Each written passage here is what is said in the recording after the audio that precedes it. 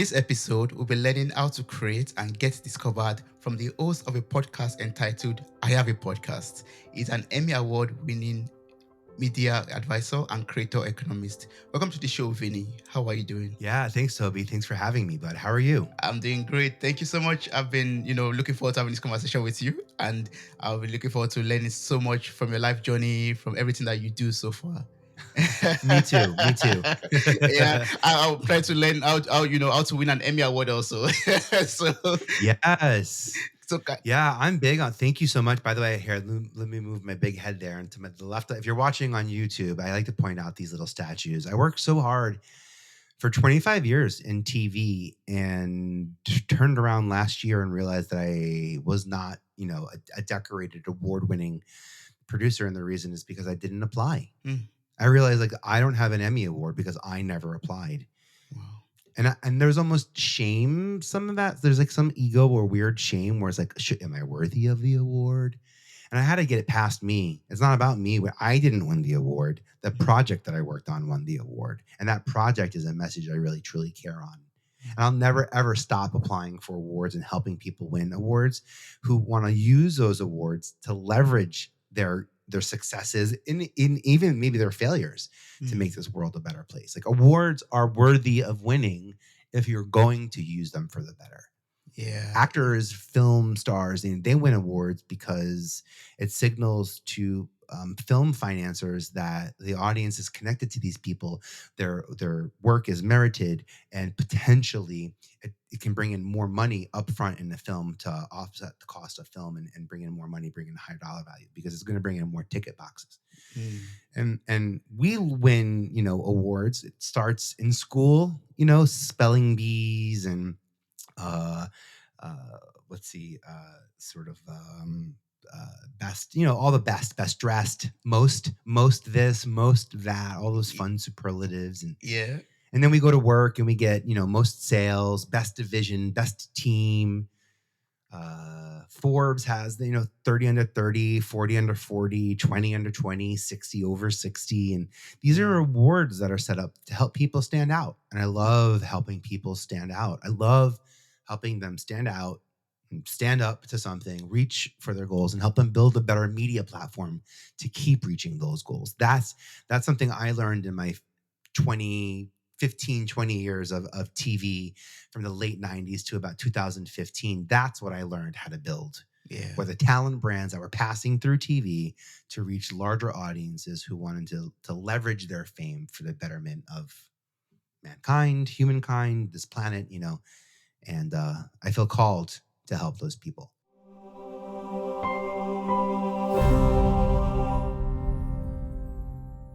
I've always thought that, to win a Grammy or an Emmy, for example, they'll just come knocking at your door and then they'll say, Right? oh, you deserve a Grammy, you deserve an Emmy. We'll check out if you It's win. If you get brilliant. Even nominated. Beyonce. Yeah, even Beyonce has to pay. You have to pay. You have to pay. First off, you have to pay for every single producer attached to the bid, the piece of content that you're hoping would be looked at. There's a reason why now we know that currently Beyonce has 9 Grammy nominations, the most Grammy nominations ever. Like we know about that fact because she's already leveraging the power of award. We know that if she wins, we win.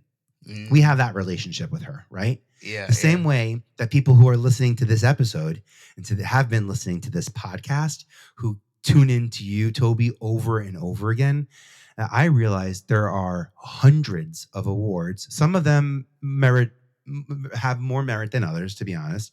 But there are hundreds of awards, and I went out and identified them, and I help people win those awards. Some of them over my shoulder. Emmys, a W3 award, a communicator award, a Telly award. These are smaller awards that large companies are winning. Disney and ESPN and GQ and Viacom and MTV and Vice. And I'm seeing all these big brands winning the same exact awards that we're going out for. It's the authenticity of the award. It's the people's awards. And there's a great way to stand out. And I just want to sort of give this disclosure. I'm going to share a lot of tactics probably in this chat. Everything that I'm talking about Mm. is documented with a step-by-step process. I don't have a membership that you have to subscribe to get it. It's just called My Creator Hub, Mm. and you can find it on vpe.tv, which is my website. But that's just where you might want to go. As I'm talking about things, if you're interested in how they plan out or whatever, after you leave Toby the 5-star review, but trust me, we will earn this request of asking you to leave us a 5-star review. And I'll remind you a couple of times in this chat, the power of sharing. And I'm here to Yeah. help educate and inspire us to all elevate our content so that it becomes, ignites conversations and becomes part of the change we as small business owners, as founder-led business owners, as owners of talent brands that Mm. we have control over. Yes. Oh, thank you so much for that. I'll place the link to your website in the show notes of this episode. So I encourage everyone to click on it right away, right now. Check it on the other tab, or Yeah. check it out later after listening to this episode. Check Thank it you. out later. You're going to take action. After this interview, Mm. you will be taking action. Whether the funny thing is, I'm going to say, whether you're a podcaster or not, podcaster, I like this term podcaster. It could be a podcast host or a podcast guest. Mm. I'm here to tell you that there's a way to make podcast guesting a full-time career. Mm. That I literally spend 150 days a year recording other people's content. Mm. And I spend 6 days a year recording mine. I'm sorry, let me rephrase that. I spend 150 days recording other people's podcasts. I spend 6 days recording my podcast. I spend Wow. every day making content, but that's just because I live and create simultaneously. Mm. Sometimes I publish. So Mm. as I talk about creating, like I'm the guy in my group of friends who my friends are like, don't let Vinny take the picture. He's never going to post it. He's going to keep it in his phone forever. And I would say, yeah, this is mine. I took this for me. I saw the beauty in it, and now what I'm realizing, TikTok comes out, and Yeah. now I'm like, how am I going to make videos for TikTok? Mm. And I go back and I look at my phone. I have hundreds of hours at thousands of different points over the last 15 years since I've had this iPhone, Mm. where I've been on set, or I've been at a photo set, or a process that I've been involved with that I can now show that I never showed before. And it works well on TikTok. Process works well on TikTok, and I lean into that. So for all y'all creators out there, just be mindful that there is 2 tracks. The first track is the input, how we create it, and the second track is the output. Those two don't always have to align. That's why we create block content. That's why sometimes some people will create, a month worth of content in a day. Mm. That's what I mean by the linearity of shooting it and publishing it. And then also time, things change in news. And if you really want your content to reach the masses, you do need to be speaking about what the rest of the world is talking, using the same, not to say language, but words that Yeah. we're talking about for the conversations to be understood and shared more importantly. Yes. So can you walk us through this? Like, first of all, how can we get discovered or become even much more discovered? Like you said, making our content relevant to the time, to the Yeah. news, basically. How can we do that? Yeah. Well, first off, the act of getting discovered, I Mm. think there are 2 things that happen for someone to get discovered. One is visibility. You do something that makes you visible. Mm. And then the second thing is they do something to share your visibility. Mm. Right? So visibility to the power of sharing equals getting discovered. You don't need more visibility to get discovered, right? So more visibility, over visibility could lead to oversaturation. People actually, being tired of seeing things. You're everywhere. You're everywhere. Oh, that song again.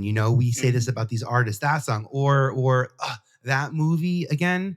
Mm. And in my opinion, and I'm kind of playing around with this, and I'm putting this out there. I'm trying to really land on what I'm seeing. Mm. In my opinion,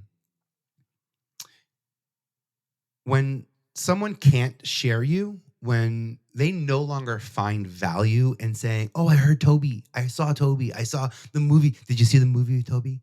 Everyone saw the movie with to, for example, Tom Cruise was in Maverick. This Top Gun movie. Yes. There was a moment where it was cool to tell everybody about this experience. And then there was a moment where it seemed like everybody had access to that movie. Mm. And in that oversaturation of visibility, when we ourselves no longer find the value in sharing that person's existence or that project's existence, or taking that person and putting it into someone else's existence, when that no longer serves us, the defense mechanism in us turns off and we say, well, if it can't serve us, then we don't like it. Hmm. Yeah, he's great, but if I can't tell everybody he's great, then you know, Yeah. What's in it? what's there? There's an ego piece to, and I'm not saying the way I said that, it made it sound like maybe some people don't truly just love being entertained. Entertainment is not discovery. Hmm. Entertainment is not sharing. Entertainment is you're sitting down watching, you're being entertained. Hmm. If I'm helping you share it, that's a different thing than entertaining. Entertaining and education are required differently, a different skill set than the type of content I'm asking you to share. We don't share education. We share our experiences in education. We share facts and small pieces from education. We share our test results. We share our homework. We share, I can go on and on and on about the things we share. Yeah. But when we're being educated, Hmm. we're not being asked to share. We're not being asked to have output. We're being asked to have input. The same as entertainment, right? I worked at MTV. I remember hearing, come back right after these messages. We'll be right back. Don't move. Don't change the channel. We'll be right back. Yeah. Because we believe that this content is the most important piece, which is why we show up to be part of it. The truth is, in television, if no one watches those ads, no one on that network has a show. So what we're doing is begging you not to change the channel because those ads are really important. And we're not going to make it our job to push those ads because the network already is. So we get to, stand and be uniquely and identifiably ourselves, which is why no one can be you better than you. No one can be you better than you. And the more you lead and the more you stand in the front, the more your shadow hits other people and the more other people will try to duplicate your success and will try to buy your size sneaker to fit into your footprints to success. Like they That's think true. the shoe had something to do with it, not the 15 years of training that, you know what I mean? Or the, Yes. Yeah. or experience that got you to, where it is. They see the tip of the iceberg, not the bottom piece. Mm-mm. And I realized that in working with these people at MTV, because I got to work with a lot of celebrities who were already celebrities who wanted what we want, to be seen, to have control over our voice and to have control over what we say and not have to be edited by all of these other platforms and shows and other people's point of view on us. Ashton Kutcher on Punked, the Osbournes on the Osbournes, Jessica Simpson and Nick Lachey on Newlyweds, Ashley Simpson on the Ashley Simpson Show. Like I got to work with celebrities who didn't have control over their narrative. We're lucky. We don't have the amount of eyeballs that are on us, and I think that they had that they couldn't control their message. We're growing at a point in time now where we're creating podcasting. I think you said over 150. How many Yeah. episodes? How many? 168 right now. One is that's amazing. But if that isn't enough for your listeners, if you have been listening to 168 episodes and you have not left a 5-star review, let me explain now the value of that 5-star review. It's not even in leaving Toby a 5-star review. And also, it's not even just about like stroking my ego and letting this be the episode that called you to action, to leave your footprints. That's the coolest thing. It's like a fingerprint. It's a footprint. It's like I've seen here. I've listened. I've participated. I've been in these conversations. I invite Toby into my head every week. I'm listening to the voice. There's no better way to share two things. One, our appreciation for what we do by leaving the 5-star review, and then by taking a snapshot of that 5-star review and sharing it. Share. Sharing is the ultimate action. If I did a good job, if I do a good job on my test, what do our parents do? They share it. They put it on the refrigerator. They tell, when we do a good job at school, what does the school do? They share bumper stickers with our parents. Oh, my son is student of the month. This is how we share and discover and increase our visibility. And in that visibility comes sharing. Oh, my son is that. Oh, that's an ego. I pointed out earlier, part of discovery is feeding the ego. And feeding the ego, if you let someone discover you, that's powerful. And here's how you use what I'm saying, by the way. So I'm saying two things. One is you have complete control over when and how you get discovered. So Mhm. I want to point this out. I live in New York. I could run around Manhattan trying to meet people all day long, or I can stand on a specific corner of Manhattan in Times Square and wait for thousands of people to pass by me. And I promise you, I've done this before. I've scouted. I spent hours scouting at Yeah. it for single people, for Millionaire Matchmaker, and business people for this show, and all these different types. If I stand still in Manhattan, I meet more people. If I know where I'm supposed to be, if I know how I'm supposed to show up, and this is maybe law of attraction, law of reciprocity, there's law of abundance that I'm speaking about a bit here. Mhm. But I know that if I stand on the corner of 45th and Broadway, right in front of MTV, that I would meet thousands of people that could qualify to come into the studio. And if I needed 100 people to fill an audience, I Mhm. would not run around Manhattan trying to find them. I would go right in front of them, and I did do this, right in front of the studio. I Yeah. wait to see who passes by me. I let them know about the opportunity. We do a little background check and make sure everything's cool. Um, Families and kids groups and stuff like that, and get them into the studio. And that's just been a way that I've looked for opportunities, and um, that's left me open to opportunities that I didn't even know ultimately I was looking for. Yeah. I'm the guy Yeah. who takes the scenic route on the journey. I'm a big fan of the scenic route on the journey. Wow, that's cool. And you nailed it, by the way. Even but going back to the award conversation, even Yeah. Beyonce doesn't get a ding dong. Oh, Mhm. hi, Mrs. Carter. Good news, you're suddenly nominated for. She has to spend thousands of dollars for every single. You have to ask to get that. Yeah. There's not one person Mhm. who ever received a Tony, an Oscar, an Emmy, a Grammy, the EGOTs. There's not one person who won those awards who didn't ask for them. Now, I'm not saying that the actor had to ask for them or the person, but someone asked for that award. You have to. There has to be Yeah. compliance and cooperation. These Mhm. people don't magically get. By the way, also, in 1979, Mother Teresa won the Nobel Peace Prize. First, they reach Mhm. out to her and they say, would you be open? Would you be okay to be nominated for this? There's Mhm. compliance. And that Mhm. that is obviously an extreme example that I'm talking about, where maybe someone does knock on your door. Yeah. There are awards. So I want to take a step back, because now I heard what I said. There are people and businesses out there that are watching. uh, Mhm. I don't know the percentage of them, but I know that if you want to take winning, if you want a winning strategy and you want to take control over your destiny with that winning strategy, I know that I can show you how to apply for awards and win awards and leverage those awards Mhm. for more visibility, more Yeah. opportunities, and more credibility, more authority. It comes in how you leverage them.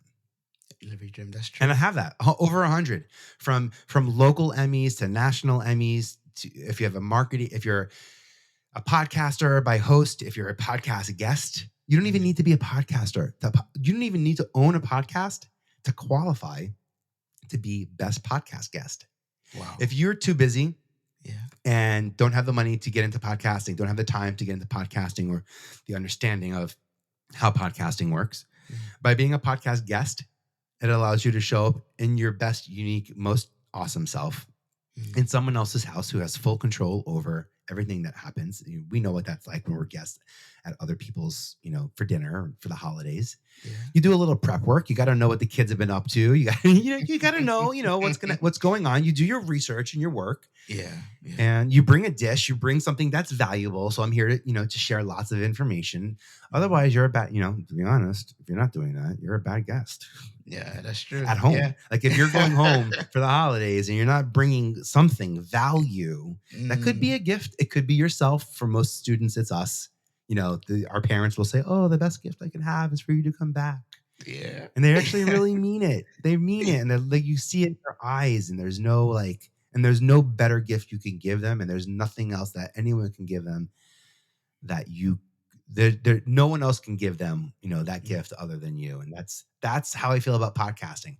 No Yeah. one else can be the podcaster, guest or host that you are, and that people talk about this expanding world of podcasts. It's so big, it's oversaturated. Mm, Something about 4 million podcasts created. So what? How many poems? How many books? How many movies? How many songs? Like what? We're gonna count now. We're gonna count podcasts one by one because we can. Oh, but it's growing. The podcast industry is growing so big. Are you gonna get lost in the space? No, I'm mm, not. I'm in the space. I am yeah. the space. What making the space grow is me. Mm, I'm growing in the space. That's mm, what we're doing. And that's how the space gets bigger. So, no, I'm not growing into something that's growing larger than me. I'm part of what is growing. That's yeah. why I really feel like these, I laugh sometimes. NASA, they send like radio signals out to like other planets now. Like Mm, we're beaming audio signals everywhere. Podcasts will live forever. They have the ability to last a very, very long time. yeah. I wish that I could go back in thousands of years and listen to conversations and stories and all the folklore and fairy tales that were sort of served now. And I'm even Yeah. looking at cave paintings and Bible verses. I wish we had the ability to go back and listen in on some of these conversations. What we're doing now is really cool that we're recording conversation amongst us.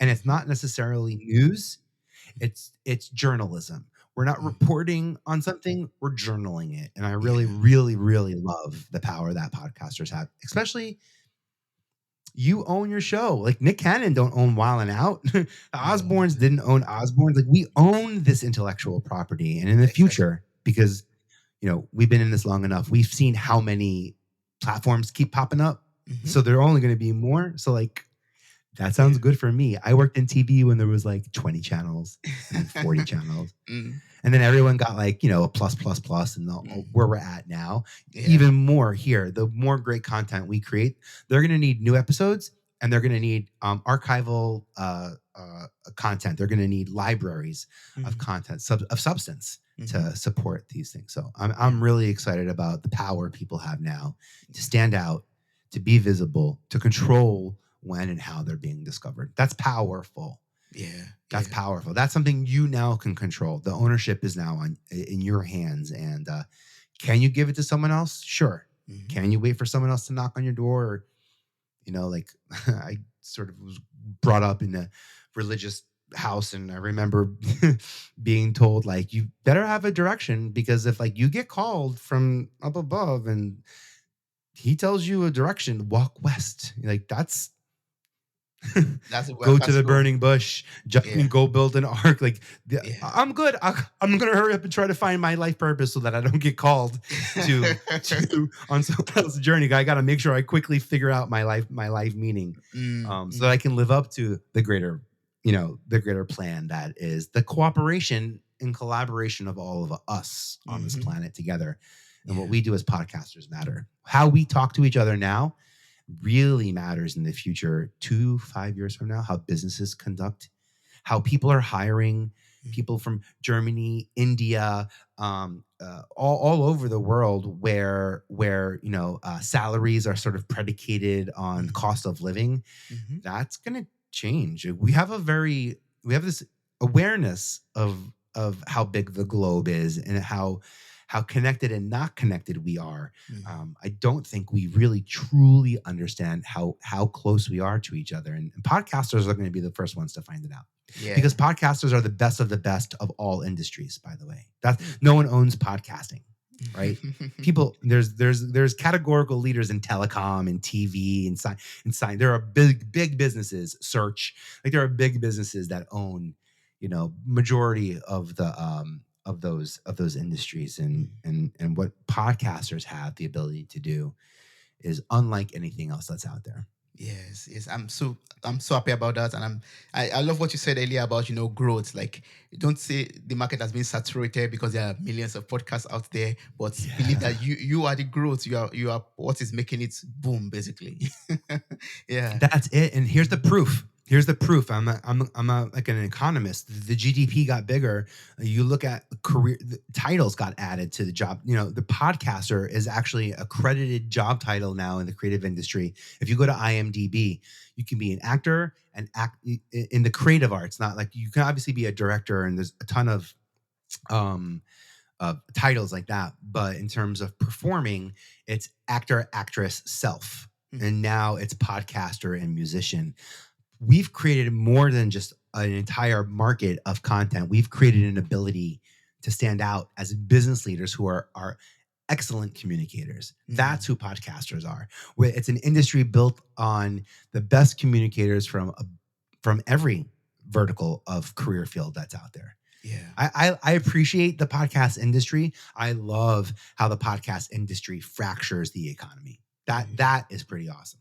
Yeah, that's awesome. Yes, yes. And for someone who is asking out there, like we're going to use podcast as an example. How can we like then use what we have our talents, like podcasting, for example, to build a Mhm. sustainable brand that stands out in the saturated markets? How can I make my Yeah, in podcast pieces. big? Mm. Yeah, you do it in pieces, right? So like maybe before you get your show on TV, think of ways that you can take segments or clips from your podcast and start servicing them. Mm. Find a network that you might really truly love being on. Find a show that's a 30-minute show, a 60-minute show, and ask them if you can send them a 2-minute segment. Say, hey, actually, here, I'll give you, instead of theoretically, I'll give you exactly what I would do. Yeah. So my sort of like five, it's like a five, it's not a 5-step rule, but it's like the rule of five, I call it. It starts off with two. I've done these two things already. You missed out on. Here's, for example, I recorded with Mandy Moore and I recorded with Danielle Fishel when I launched my podcast. I'm about to sit down with Diane von Furstenberg, and I'm curious if you would have any questions that I should ask Diane, since I'm about to sit down with her. And then also and then next month I'm sitting down with I don't know, make Ananda Lewis and Jamie Lynn Sigler. So I've got two people in the future, one person currently on my desk platform that you can have an impact on if you have the time. And if not, I'm just letting you know that I've already done this. I'm still doing it and I plan on continuing to do it. And what I allow you to do is not get caught up in the story. Mm. Instead of seeing this as, oh, Vinny's trying to get me on this, he's trying to get this specific show on, I'm setting myself up as the source. Mm. I want to be the source, not the story. I want to Mm. be the book, not the chapter. I want you to come to me and know that I've got stuff in platform and know that if I pitch you, I've got more coming. And then I'm going to make ultimately your job easier because I'm going to follow up on the things I'm pitching to you. Some people pitch ideas that don't quite exist yet. And Mm. then when the person says yes, they have to figure out how to, Yeah. make it happen. Yeah. Yeah. And there's some success. I can give you some examples of the Charlie Brown Christmas tree shows. All of those. That's actually the network wanted the show. They called up Charles. Charles said, they said, we want you to do one Christmas. We want you to do the Christmas special. He said, oh, well, we're doing all 4 holidays. So you're not, it's either all 4, but we're not going to do one. And then the network was like, well, we'll get all 4 shows. Mhm. And he hung up the phone. He goes, uh-oh. They want one show. I told them 4. We weren't doing any of it. So we got to hurry up and quickly kind of get into it. Yeah. And I like that story because Charles, they talk. There's interview footage of them being like, we had to rush the Thanksgiving and we had to rush. There's a Halloween episode and there's a Thanksgiving episode. We mostly know the Christmas. You're a good man, Charlie Brown Christmas tree version of it. There are a couple of other versions out there, but you have to be open to outcomes Mm. and be mindful of collaborating. So what that creator heard was a network executive saying, we've got money and we plan on putting it on air. And then he said, well, then buy more if you have so much money and so much air. Yeah. And this is something I want to sort of translate into like a podcast, or even like if you're not a podcaster, maybe if you're trying to figure out how to work with brands. Mm. I was a brand reached out to me and said, hey, would you make a video for us? And it was a low amount of money for what I thought I had to do. So instead of saying no, I said, I don't have the time for this, but if it's possible, I'd love to give you some quotes. And if you plan on releasing news articles or writing blogs or anything like that, you can use my quotes in your article. Tell me what you want me to talk about, and I'll give you something.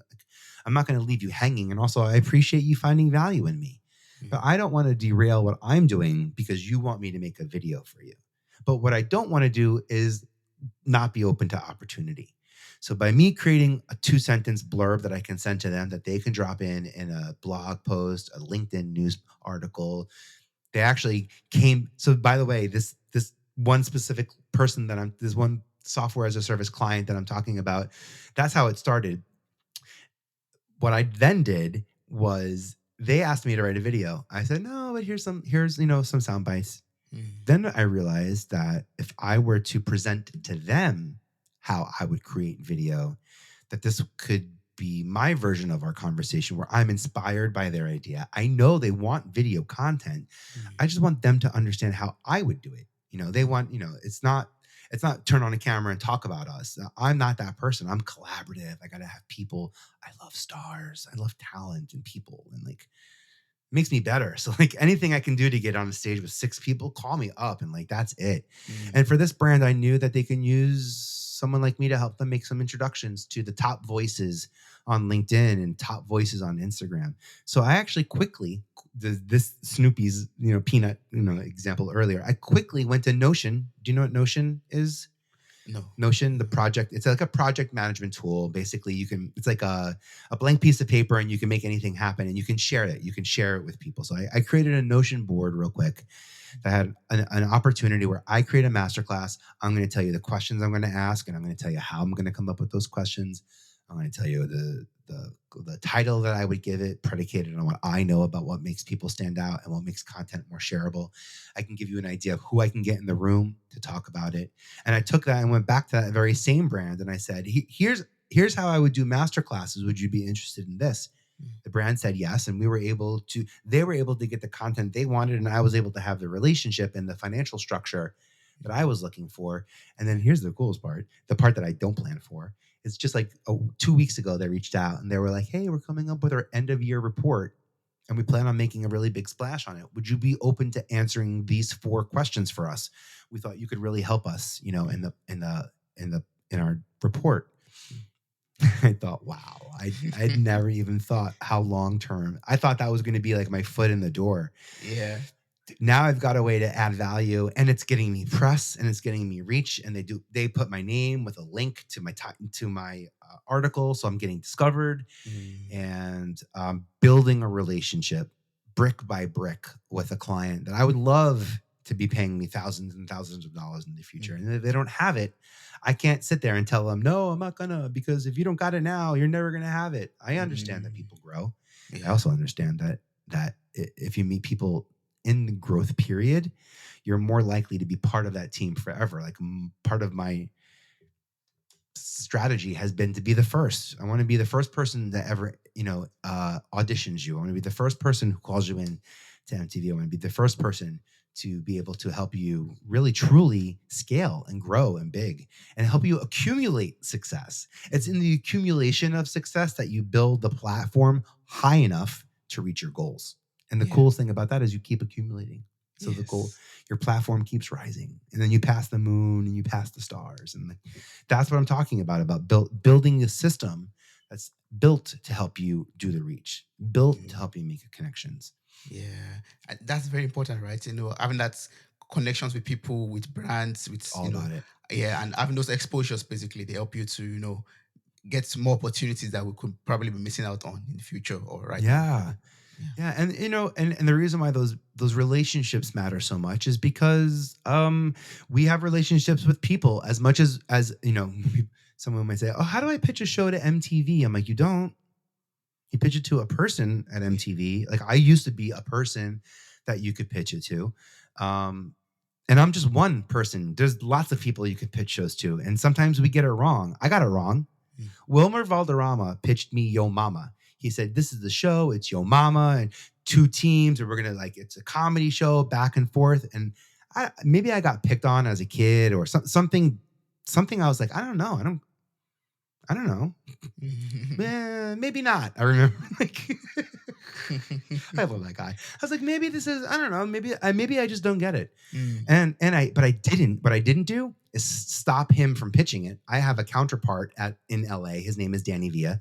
And I said, just sit down with Danny, share with him the idea. By the way, Danny has a sillier, goofier sense of humor. I have a wry, dry, I'm like a New York sense of humor, and he's got the Florida sense of humor in California. Like I know we have unconscious biases and triggers and things that we think we know. Mm, So I surround myself with people who know more than me intentionally, mm, emotionally, and creatively to round myself out, to not have imposter syndrome sneak in because I'm so supported by the people around me that I'm not thinking about me. I'm thinking like, let's see. I don't know what the word for imposter syndrome is when it's like other people, like, like, are they, I don't know what it's not imposter, but like, I don't know. It works. It works mm, for me. And it's been my strategy since I was 19 to mm. surround myself with talent, to be a servant of opportunity and people,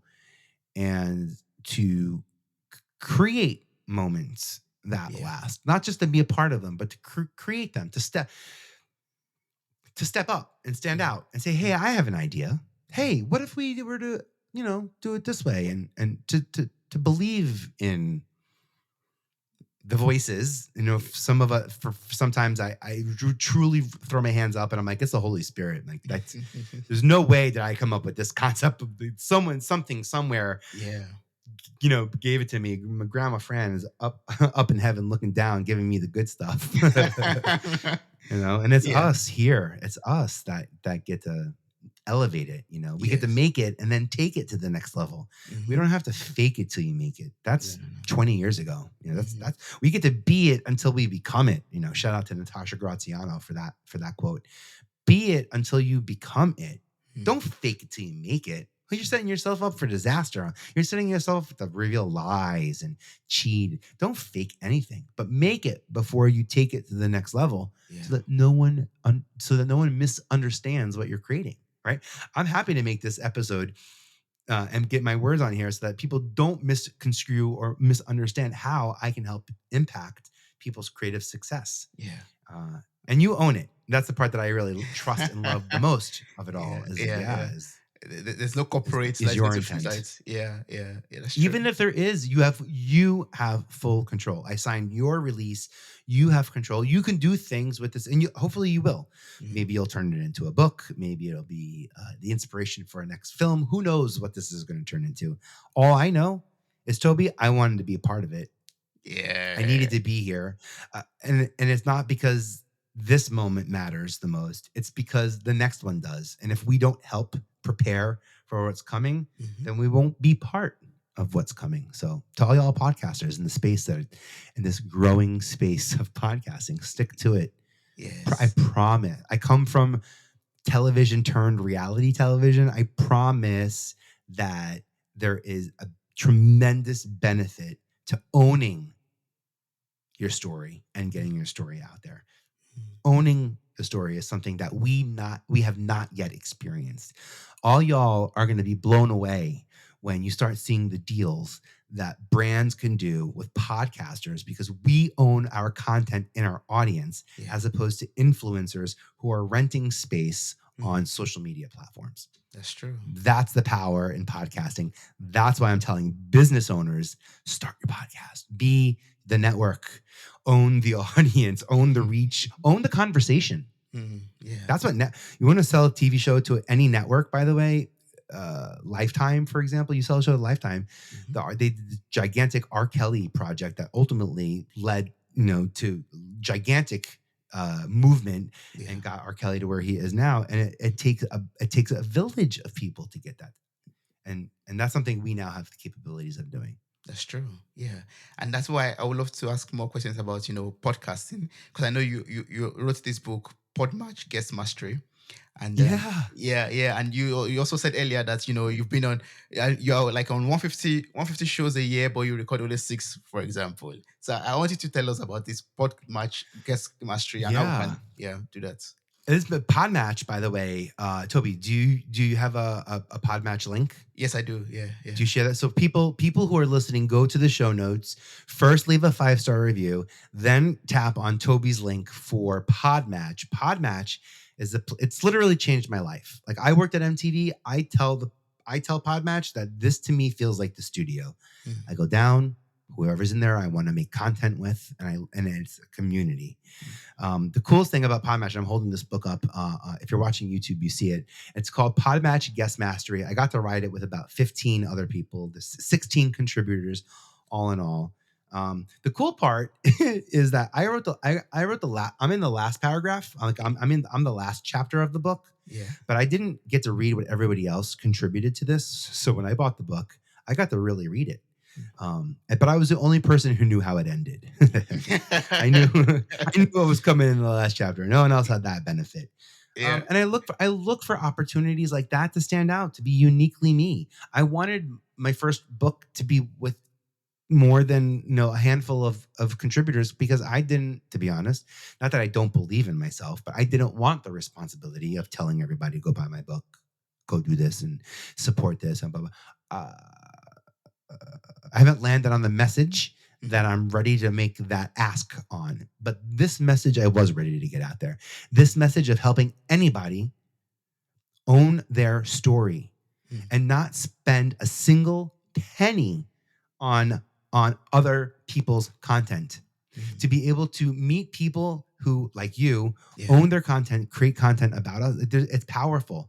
I spend 6 days a year recording my podcast. My episodes are only 10 minutes long. They're short and punchy and impactful, I hope. And I leave lots of room for people to go do something or sweat harder if they're working or if they're working out. Whenever they're listening to the podcast, I leave room for them to do something. But this is how I was able to stay on a specific topic. And I sit down with a person for 2 hours and I record 4 10-minute conversations. So 40 minutes over 2 hours. That's easier than one long 40-minute interview that I then have to go cut up and try to repackage and turn it into something that it wasn't. And I have the intentionality of knowing what these look like. This allows me to have, by the way, I do 4 episodes with a guest. That lets me have that guest for the whole month of December, the whole month of January. It's that guest. So I have access to Ja Rule and Natasha Graziano, Mandy Moore. I have access to this person for a month. I'm going to be talking with them. So it's not about who my guest is that makes it exciting. It's about what we're actually talking about. For me, in the celebrity world, people can get very distracted by the celebrity guests. So I had to normalize the connection that people will have to these guests in my podcast. And I had to do that because I want them to experience what I experience with these people. So if you listen to our conversations, some people say it's like a little bit like it's literally a telephone call. And like, were you guys even aware that you were being recorded? And I'm like, isn't that the goal? To truly show up and be yourself and to not have to worry about editing afterwards. Like celebrities don't get to edit our photos of them. Celebrities don't get to SEO change the headlines on our content about them. So why would I want to have a strategy where I'm going to do something and then I'm going to change the SEO afterwards? I'm not going to do that. If I want to be found by the words impact, ignite, and inspire, and I would love inspiring content. I would love Vinnie Potestivo to pop up if you type in inspiring content. But the only way it's going to is if I live it. I have to ask about it. It has to be in my questions. It needs to be in your answers. It needs to be in our dialogue. It needs to be in our footprints. It needs to be in the alchemy of every piece of what we're creating. Because I also don't want you to find me just because Google tells you what's impact and what's inspire, because I'm a little bit, Google tells you what's important for you to know that helps Google. So if it doesn't help Google, it doesn't show you the information. Like Google tells you my phone number without letting you go to my website because that keeps you on Google longer instead of going to my website. So like Google gives you info as long as it helps Google. And I want to be really mindful of that. Google is we use Google and search almost interchangeably. There will be a point in time where Google is no longer the number one search. There was a point in time a long time ago where that was true, and it will come back. Google just has a lot of control over how we get discovered. And for us who are looking for ways to increase visibility, increase discoverability, right? We're going to want to make sure that we're discovered on Google. That's a big one. That's a big win for us. Yeah, that's true. That's very true. Wow. I mean, I've learned so much from this conversation with you already. Like, I've learned how to be discovered. I've learned how to build a sustainable brand and also how to leave down my footprints in the sand of time, Yeah. basically. Thank you so much, Vinny. I don't know if there are people out there who would still like to connect with you, work with you, maybe even ask some more further questions. I don't know. What's the best way to connect with you or to do Oh, that? that's great. Great question, by the way. I do Thursdays at 4 o'clock Eastern every week on LinkedIn. I have a live audio event that I do there. Also, reach out on LinkedIn. You do not need to wait to hire me or for you to have a contract or any reason. In fact, reach out to me before there's a reason. Like, let's be Mm, friends. If you know the reason's coming, then now's a good time to get on my radar. And I love helping my friends. mm, I have friends that have very different backgrounds than me, very different values, and very different organizing principles to their life. It's what helps me be the rounded out individual that I am, and allows me to be the mass communicator that I try to be mm, to help all of us understand how we can be better, more supportive, mm. more inclusive in our actions, our words, and in the content that we're making. Yes, awesome. I'm going to place a link to your LinkedIn also in the show notes of this episode. I encourage everyone to just Thanks. follow you, connect with you, and get the best out of this connection also. Thank you so much, That's Vinny. it. Yeah. Lots of tactics. VPE.tv if you really want to know all the step by steps. If you want to get your podcast on IMDb, if you want to understand over 100 awards worthy of winning, if you're looking for ways to monetize your podcast, I Mm, have 50 creator marketing platforms that are looking for creators like you that have brands that are trying to pay podcasters that don't know how to find them. mm. So help them out. Go get your name on a list and get discovered. It's out there. Those opportunities are waiting for you. I really appreciate this, Toby. Thank you so much. Thank you so much, Vinny. I really appreciate this. This was awesome. Thank you. Wow, you made it to the very end of this episode. Thank you so much for listening. I'm grateful for your time, your love, and your contributions. Subscribe, like, review, and share this podcast. God bless you. Bye. Bye.